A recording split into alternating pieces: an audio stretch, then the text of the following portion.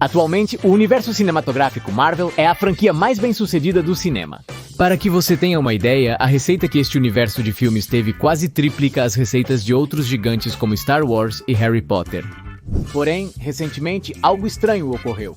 Memes dizem que Lucemi morreu com Quantumania e ressuscitou com Guardiões da Galáxia Vol. A personagem morreu com Secret Invasion e The Marvels, ressuscitando com Loki e, aparentemente, ressurgirá em Deadpool e Wolverine. E todo fã do universo cinematográfico Marvel entende a graça disso, pois todos sentimos que a qualidade do universo cinematográfico Marvel não tem sido tão constante ultimamente. Algo que, muitos afirmam, começou a ser sentido a partir do filme Ending, já que muitas produções posteriores certamente deixaram muito a desejar, tanto em termos de qualidade quanto em termos de bilheteria. Este tema pode ser abordado de diversas formas.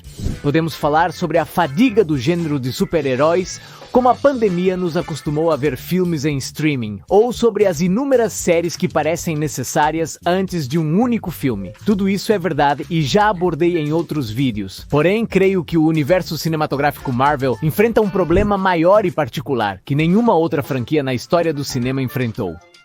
Que felizmente tem solução se voltarmos a olhar para o material de origem. Estou-me referindo, é claro, aos quadrinhos. E é exatamente sobre isso que vamos falar neste vídeo. Bem-vindo ao Geek Beats, pequenas doses de cultura geek para a mente. Hoje vou falar sobre o maior problema do universo cinematográfico Marvel e como resolvê-lo. Mas antes de começar de fato com o tema, quero te perguntar algo. Você curte jogos de cartas como Magic ou Yu-Gi-Oh? Se sim, tenho um presente para você. Meus amigos da Coden TSG nos enviaram um belíssimo pacote de seus produtos para teste. É um jogo de cartas estratégico, totalmente mexicano, com personagens icônicos da cultura local. Aqui você deverá planejar sua estratégia com cartas de criaturas, axolotes mágicos, alebrijes, dragões, dinossauros e muito mais. Dados importantes, não é um jogo de azar, é um jogo de estratégia. Se afasta do pay to win, ou seja, não ganha quem gasta mais. E acima de tudo, é importante ressaltar que não é um jogo caro. Por isso está ao alcance de todos, ao contrário de outros TSGs. Este jogo se passa em um México pós-apocalíptico. Tem toda uma lore por trás que você também pode descobrir através de seus quadrinhos. Hoje, a Coden TSG dará uma caixa como esta, que contém 12 envelopes para você começar a jogar. Como você pode fazer para ganhar? Muito simples. Siga-os e a mim no Instagram, encontre esta publicação e marque 2 amigos com quem você queira jogar. Depois, um vencedor aleatório receberá uma dessas caixinhas em casa. Esta é uma ótima oportunidade para jogar algo novo e também para apoiar o talento mexicano, então não deixe passar. Desejo-lhe sorte e vamos direto ao assunto. O sucesso do universo cinematográfico Marvel vem justamente de onde se origina seu maior defeito. E para poder analisar o tema muito melhor, nesta ocasião tive a oportunidade de conversar com o historiador e especialista em quadrinhos Luís Gantos, que esteve aqui em Querétaro organizando o pavilhão de quadrinhos da Filmac 2024. Eventos assim são raros na minha cidade, não podia perder a chance. A Marvel foi muito bem na primeira fase. Baseia-se no que teve sucesso nos quadrinhos. Você apresenta o personagem, conta a história dele e depois enfrenta outro personagem. Esta abordagem de apresentar 2 ou mais personagens independentemente e depois fazê-los trabalhar juntos é algo que vimos brilhantemente bem executado nas primeiras fases do universo cinematográfico Marvel. No entanto, é algo que deriva dos primeiros quadrinhos da Marvel. Quando me refiro aos primeiros, é realmente aos primórdios, quando a Marvel Comics era conhecida como Timely Comics. Hoje parece normal ver 2 personagens de filmes ou quadrinhos diferentes interagindo em uma única história. Você sabe qual foi o primeiro crossover de super-heróis da história? Neste quadrinho de 1940 Namor, o Submarino e primeiro super-herói da Marvel enfrenta o androide Tocha Humana na épica Batalha do Fogo contra a Água. Desde então, os universos interconectados de super-heróis tornaram-se cada vez mais comuns. Nesse mesmo ano, a Sociedade da Justiça, primeira equipe de super-heróis, foi formada. Um ano depois, Superman conheceria Batman e Robin pela primeira vez. Um grande divisor de águas ocorreu nos anos 60, na época dourada da Marvel Comics. Stan Lee escrevia praticamente todos os títulos da época, então era comum para ele fazer seus personagens mencionarem outros super-heróis ou realizar crossovers casuais, onde personagens de diferentes títulos se encontravam, mesmo que por apenas alguns painéis. Tudo isso com a intenção de dar a ilusão de um universo interconectado que existe, onde num piscar de olhos os 4 fantásticos poderiam ir visitar o Spider-Man. Isso evoluiu com o tempo até chegar aos crossovers modernos, onde dezenas de personagens se envolvem em uma única história, como o Secret Wars de 1984, mas não é só isso, você não acha que já viu isso antes em outro lugar? A fórmula de sucesso dos quadrinhos foi adaptada pelo universo cinematográfico Marvel para criar um grande universo de filmes interconectados com referências entre eles e participações especiais que mantinham o universo conectado, algo inédito no cinema. O que acho muito interessante, porque então vemos que o que fez o universo cinematográfico Marvel ser grande em primeiro lugar foi seguir a narrativa que estava nos quadrinhos. Podemos ver isso desde o primeiro filme do Homem de Ferro, pois na cena pós-créditos vemos Nick Fury conversando com Tony Stark sobre a iniciativa Vingadores, algo que foi uma grande surpresa para os fãs dos quadrinhos daquela época. Mas isso era tão diferente do que estava sendo feito que, vou ser sincero com você, eu pessoalmente não soube dessa cena pós-créditos até muitos meses depois. Assim que os créditos de Homem de Ferro começaram no cinema, levantei-me e fui embora. Porque não era tão comum ter uma cena pós-créditos. Meses depois, um aluno de música me contou sobre essa cena e fiquei muito emocionado, mesmo sendo 6 meses depois. Achei genial colocar o Nick Fury. Abriu todo um mundo de possibilidades. Para aqueles que sabiam e para aqueles que não sabiam.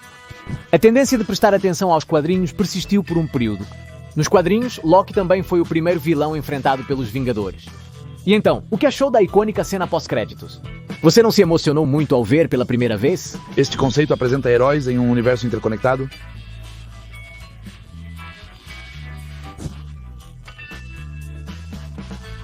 E, eventualmente, fazê-los trabalhar juntos. Foi basicamente o que vimos ao longo das fases 2 e 3 da Marvel, que culminou no filme Endgame. Endgame, que pode tornar um enredo tão ridículo quanto quiser, mas aquela batalha final é o que todo mundo estava esperando em algum momento. Você lembra como foi assistir Avengers Endgame no cinema? 5 anos após sua estreia, ainda me recordo de todas as emoções vividas com esse filme, tanto no cinema quanto fora dele. Os ingressos para a estreia se esgotaram em todos os cinemas de Querétaro, algo inédito, não visto nem mesmo com filmes como Avatar 2 ou No Way Home. Na verdade, não pude assistir na estreia.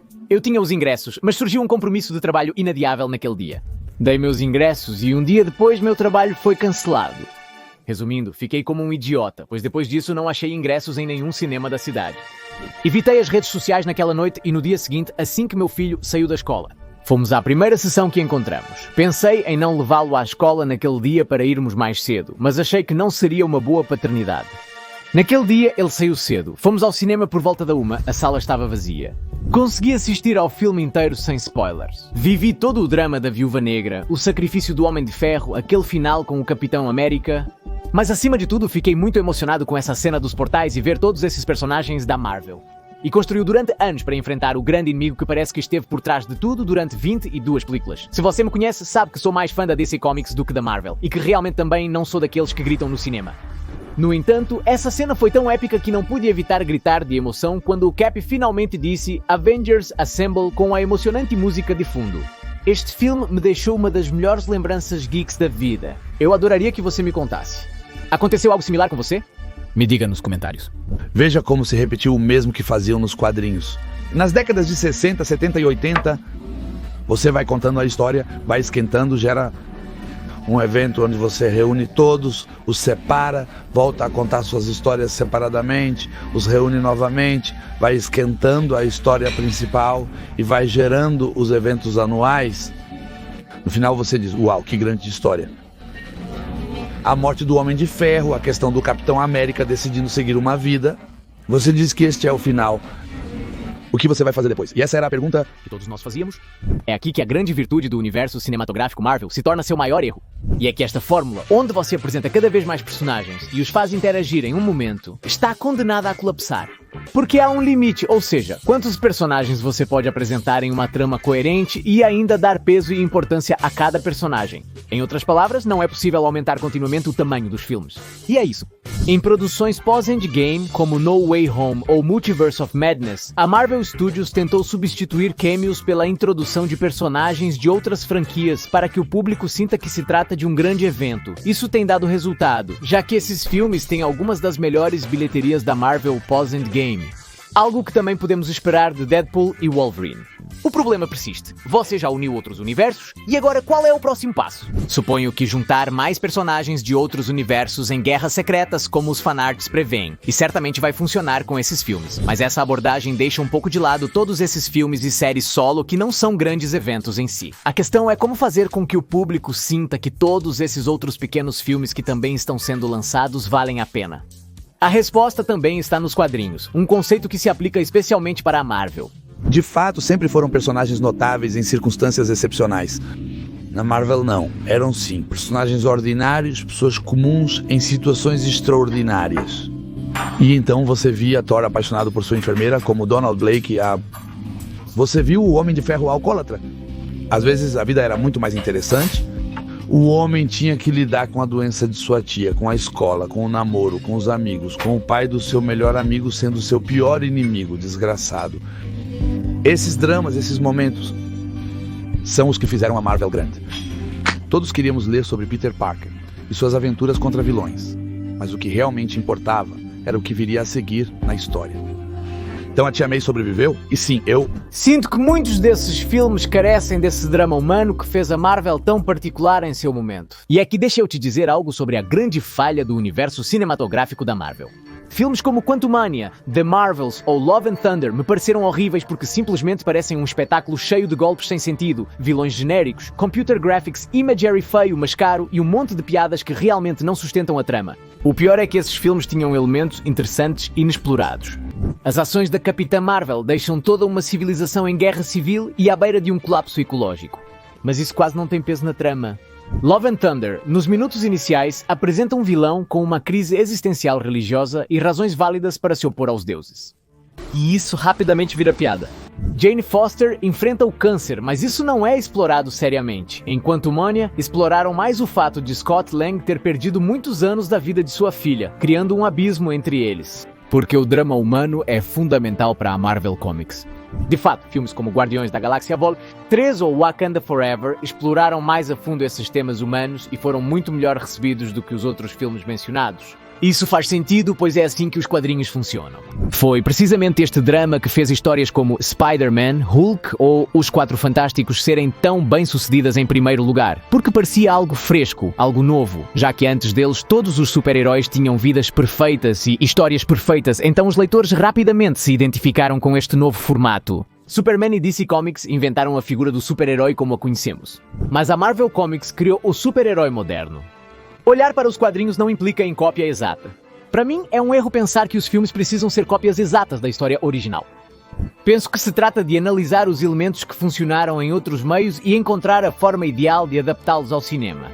O universo cinematográfico Marvel acertou em nos apresentar este universo interconectado de filmes, mas agora eles devem focar em explorar mais a humanidade dos personagens. Talvez eles pensem que o público não vai tolerar. Talvez os executivos pensem que os fãs de super-heróis só querem ver ação. E sim, claro que a ação é um ponto muito importante nas histórias, no entanto, essa ação se sente vazia se não houver um elemento humano com o qual possamos nos conectar. Não tenho dúvidas de que Deadpool e Wolverine, um filme com 2 personagens populares, onde a Marvel Studios brinca com o multiverso, será um sucesso, independente da qualidade. Contudo, para o universo cinematográfico Marvel continuar relevante, acredito que seja hora de olharem além das grandes lutas e do espetáculo de mudanças multiversais. É hora de explorar quem são esses personagens além de seus poderes.